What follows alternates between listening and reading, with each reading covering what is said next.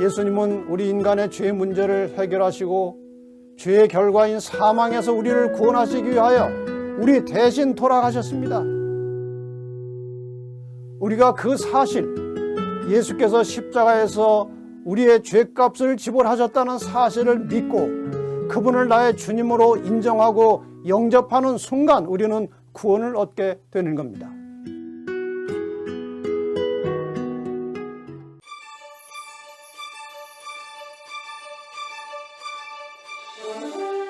여러분 안녕하십니까? 2020년 초에 시작돼서 지금 온 세계를 혼란 속에 빠뜨리고 불안하게 만들고 있는 이 심각한 전염병이 지나가면서 혹은 지나고 나면 어떤 일이 벌어질 것인가? 인류에게 해결할 수 없는 위기가 올 것인가? 아니면 어떤 새로운 기회가 올 것인가 하는 문제는 상당히 오늘 우리에게 닥쳐온 심각한 문제입니다. 이번에 이 성경 예언과 관련시켜서 이 문제를 이제 상세하게 설명드리려고 합니다. 먼저 전염병에 대한 성경절을 하나 보겠습니다. 예수님께서 이 세상에 계실 때 예수님이 다시 오시는 재림 전에 이 세상에 일어날 여러 가지 징조들에 대해서 많은 말씀을 하셨는데 그 징조들 중에 전염병도 포함되어 있습니다.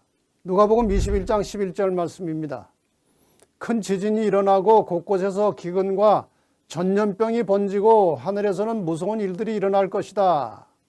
지금 이 세상에는 수많은 문제들이 발생하고 있습니다.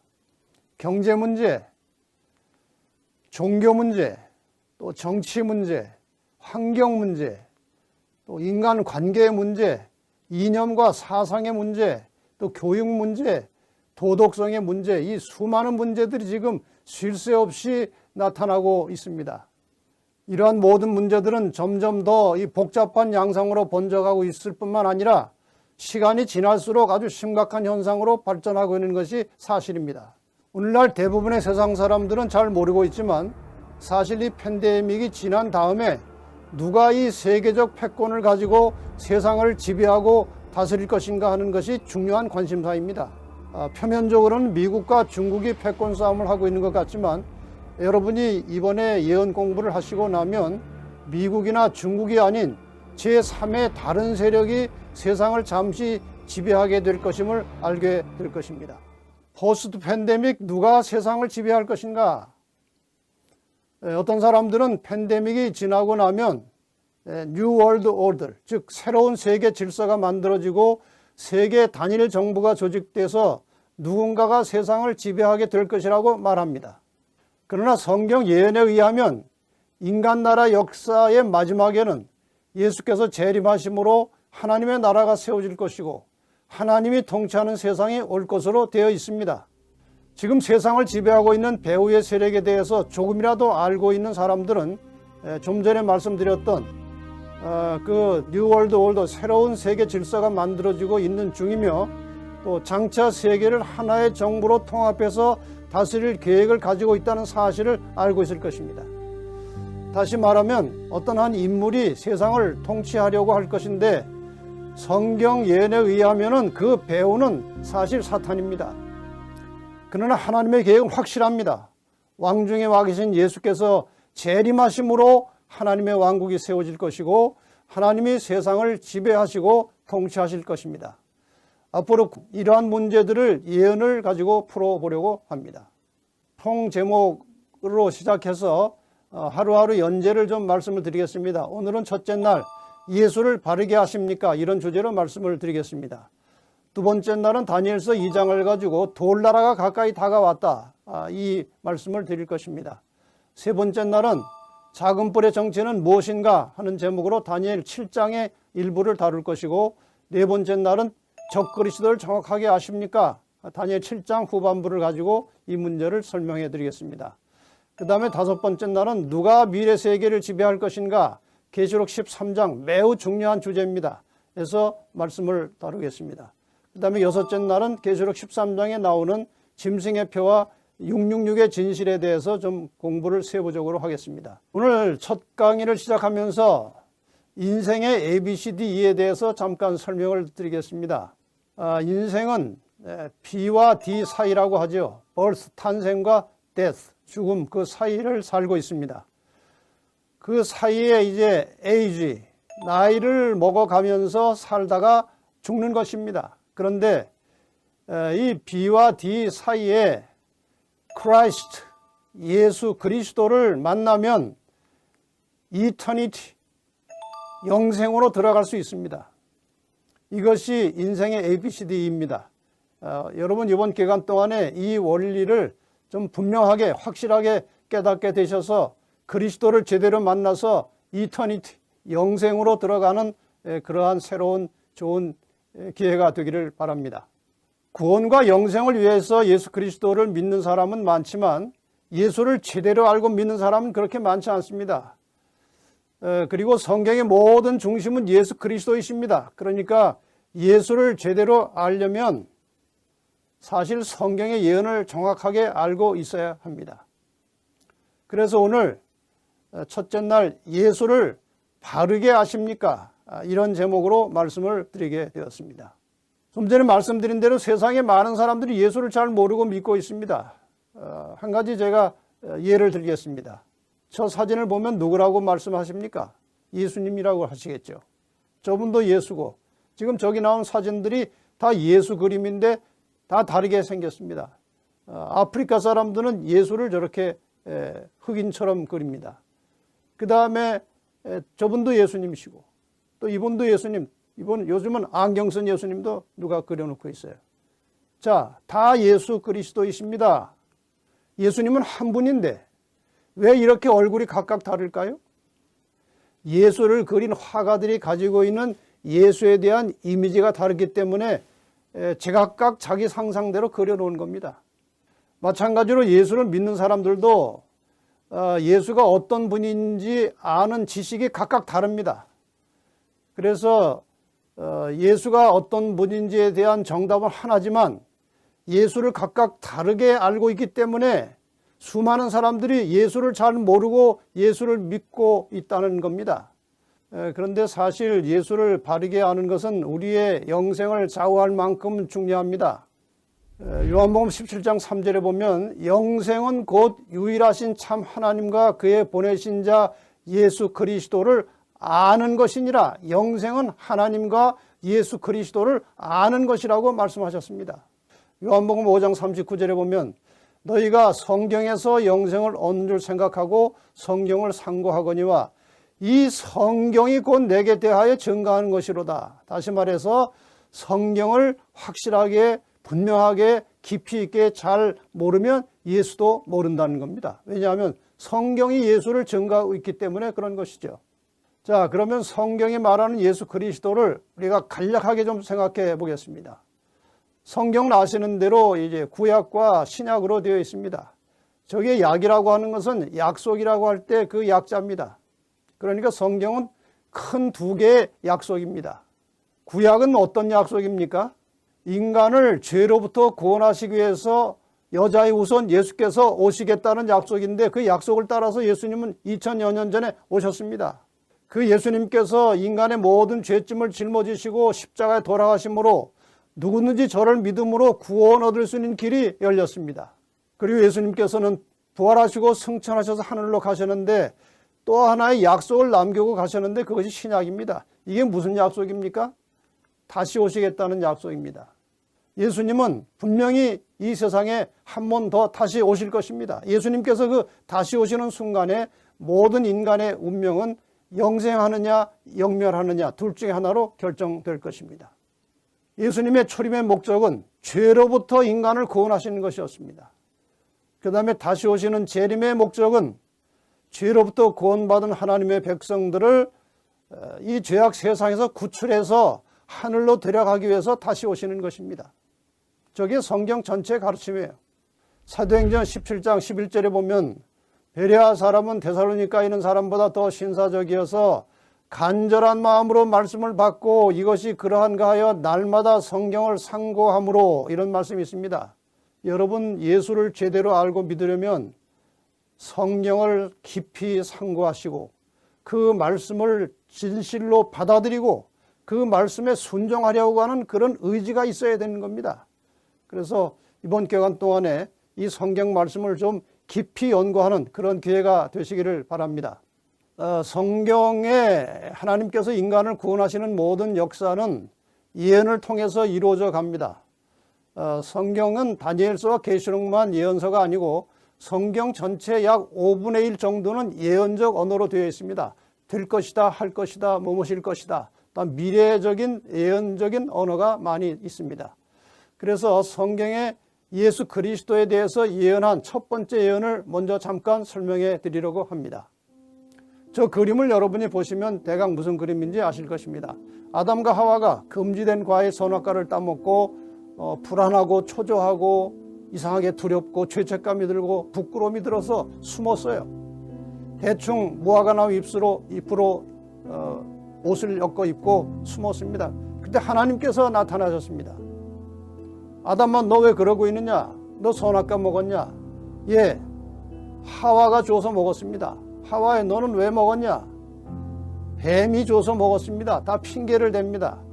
하나님께서는 뱀에게 더 이상 묻지 않으십니다. 왜냐하면 그것은 뱀 자체보다 사탄입니다. 사탄이 뱀 속에 들어가서 지금 뱀을 통해서 하와를 유혹한 것입니다. 이때 하나님께서 하신 말씀이 창세기 3장 15절입니다. 내가 너로 할 때 이 나는 하나님이십니다. 너는 뱀 사탄입니다. 내가 너로 여자와 원수가 되게 하고 너의 후손도 여자의 후손과 원수가 되게 하리니 여자의 후손은 내 머리를 상하게 할 것이요 너는 그의 발꿈치를 상하게 할 것이니라. 상징적인 언어로 돼서 이해가 쉽지는 않지만 내용 전반의 흐름은 싸운 것입니다. 두 편이 있어요. 여자와 여자의 후손이 한 편이고 사탄과 그의 후손, 뱀의 후손이 한 편이 되어서 싸웁니다. 싸움의 결과 여자와 여자의 후손은 발꿈치를 다치고 뱀과 뱀의 후손은 사탄과 사탄의 후손들은 머리를 상하게 되는 것입니다. 자, 이 문제를 간단하게 좀 설명을 드리겠습니다. 이 상징을 좀 이렇게 실제로 좀 풀어서 말씀을 드립니다. 저기에 나오는 여자는 하나님의 백성이나 교회를 가리킵니다. 성경에서 여자는 상징으로 쓰일 때 하나님의 백성 혹은 교회입니다. 그러니까 구약의 여자는 이스라엘 민족이고 이스라엘 백성이고 신약의 여자는 하나님의 교회를 말하는 것입니다. 저기에 나오는 여자의 후손은 특별한 의미를 갖습니다. 저것은 여자의 후손, 구약의 여자, 다시 말하면 이스라엘의 혈통을 빌려서 태어날 메시아 예수 그리스도를 가리키는 것입니다. 또 하나의 의미가 있다면 이 세상의 모든 인간들은 남자의 씨로 태어납니다. 그래서 다 남자의 후손입니다. 그런데 남자와 상관없이 태어난 유일한 존재, 그분이 바로 메시아 예수 그리스도이십니다. 그래서 여자의 후손이라고 할 수도 있다는 거죠. 그 다음에 너는 뱀, 용, 사탄, 마귀를 가리키는 것이죠. 너의 후손은 이 땅에서 사탄을 대신해서 그의 사탄의 뜻을 이루어가는 모든 악의 세력들을 가리켜서 너의 후손이라고 했습니다. 여자의 후손이 발꿈치를 상한다고 하는 말은 일시적인 상처를 말합니다. 예수께서 이 땅에 오셔서 상처를 입을 것인데 그것이 바로 십자가의 상처입니다. 십자가에 돌아가셨지만 그것은 일시적인 상처입니다. 왜냐하면 부활하시고 승천하셨기 때문에. 그래서 창세기 3장 15절에 예수 그리스도의 죽음과 부활과 승천이 모두 다 포함되어 있는 겁니다. 결국 마지막에 사탄은 머리를 상하게 된다는 것은 영원한 멸망을 말하는 겁니다. 선과 악이 싸울 것이고 마침내 선이 승리하고 악은 영원히 멸망할 것을 예고하고 예언하고 있는 것이 바로 창세기 3장 15절의 예언입니다. 자, 창세기 3장 15절에 예언된 여자의 후손 메시아 예수 그리스도께서 저 말씀을 하신 이후에 대략 4,000년 정도 지난 다음에 실제로 이 땅에 탄생하셨습니다. 참 신비하고 놀라운 일입니다. 하늘의 하나님이 사람이 되어서 이 땅에 내려오셨습니다. 하나님이 사람이 되신 것은 사람이 벌레가 된 것보다 더 수치스러운 일입니다. 그러나 죽음보다 더 강한 사랑으로 인간을 사랑하시는 하나님께서 죽을 수밖에 없는 사람을 구원하시기 위해서 사람이 상상할 수 없는 큰 희생을 치르시고 이 세상에 내려오셨습니다. 그 하신 모든 일을 한 문장으로 요약해 놓은 것이 바로 마태복음 4장 23절입니다. 예수께서 온 갈릴리에 두루다니사 저희 회당에서 가르치시며 천국 복음을 전파하시며 백성 중에 모든 병과 모든 약한 것을 고치시니, 저기에 세 개의 동사가 나옵니다. 가르치셨다는 것은 인간의 양심을 일깨우고 타락한 도덕성을 회복시켜 주시고 인간의 관계를 회복시켜 주셨다는 말씀이죠. 그 다음에 천국 복음을 전파하셨다는 말은 하나님과 그분의 뜻을 제대로 알지 못하는 인생들에게 하늘의 이치를 말씀하시고 영적으로 깨우쳐서 마음속에 신앙심을 회복시켜 주심으로 하나님과의 단절된 인간의 그 관계를 다시 원상태로 만들어 주신 것입니다. 그리고 고치셨다는 말은 타락하고 부도덕해서 병든 인간들을 온전히 고쳐주시고 회복시켜 주셨다는 말씀이고, 이 동사들을 한마디로 하면 예수께서 사람의 전인 회복을 위해서 일하셨다는 그런 의미를 가지고 있습니다. 이렇게 예수님께서는 평생 동안 사람을 위하여 봉사하시고 희생하시고 헌신하면서 사셨습니다. 그분은 죄를 범하지 않으셨고 오직 사람을 위하여 철저히 자기를 낮추고 사람을 섬기는 봉사의 삶을 사셨습니다. 그런데 예수님은 마침내 그 당시 가장 흉악한 죄인을 사형시키는 방법이었던 십자가의 형을 받고 돌아가셨습니다. 너무나도 이상한 일입니다. 그 무지하신 분이 왜 죄인 취급을 받고 돌아가셨습니까? 그 예수님께서 돌아가시는 장면을 잠깐 영상으로 보겠습니다.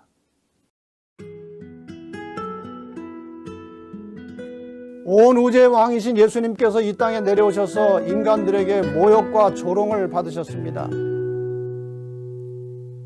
심판자이신 주님께서 죄인들에게 억울한 재판을 받으셨습니다. 불쌍한 죄인들을 찾아다니면서 사랑과 봉사를 베푸시던 그분의 손과 발에 날카로운 못이 박혔습니다. 옆구리도 창에 찔려서 주님은 많은 피를 흘리셨습니다. 그 무고하신 분이 왜 그처럼 큰 수치와 고통을 당하셔야 했습니까? 우리의 죄를 용서하시고 우리를 구원하시기 위하여 우리 대신 죽음의 고통을 당하신 것입니다. 우리를 살리시기 위하여 그분이 돌아가셨습니다. 그분은 하늘에서 내려오신 사랑이셨습니다. 그리고 구원이셨습니다.